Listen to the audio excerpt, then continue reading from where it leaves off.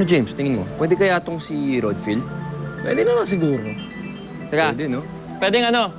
Pwede maging model? Feeling mo? Baka pwedeng pag-eksperimentuhan. Oo, pwede nga. O sige, game ako dyan. Game ka dyan? Bakit? Talaga? Ano bang gagawin niyo sa akin? Papatayuin namin ang buhok mo. Parang ganito. Siya ang nag-volunteer para sa hair raising experiment na ito. At ito ang plastic gun na gagamitin sa experiment.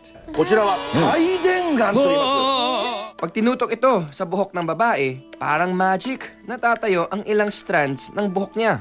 回電ガン発射 Ang dahilan, ang plastic gun ay isang electrostatic gun. Ang lumalabas na hangin dito ay negatively charged. Dahil walang charge ang katawan ng tao, pag tinutok ang electrostatic gun sa ating katawan, nagkakaroon ito ng maraming sobrang electrons na napupunta sa ating buhok. Kaya ito tumatayo. Wow! Galing na! O Bel, believe ka ba sa kayang gawin ng electrostatic gun? Oo naman. Hinahanap ko nga kung meron yan sa parlor eh.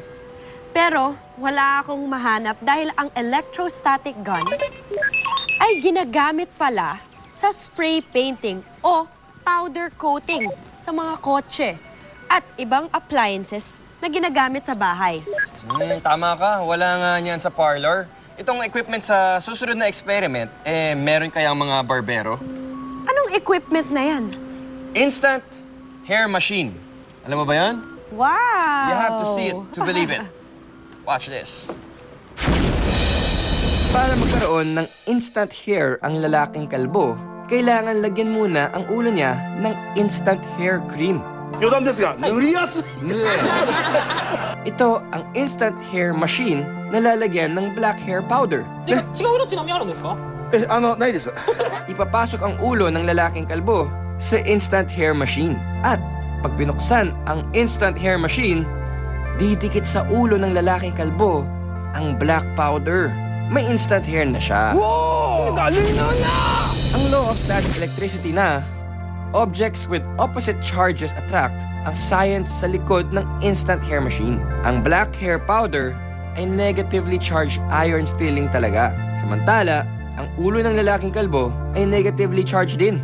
Ang instant hair cream ay shaving cream na nagsisilbing glue para dumikit ang iron fillings sa ulo ng lalaking kalbo. Ang instant hair machine naman ay isang uri ng vacuum tube na kayang gawing positively charged ang iron fillings.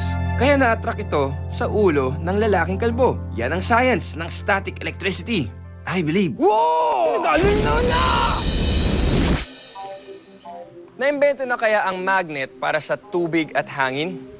Dalawang experiments ang gagawin natin para malaman kung totoo ba yan sa pagbabalik ng I Believe.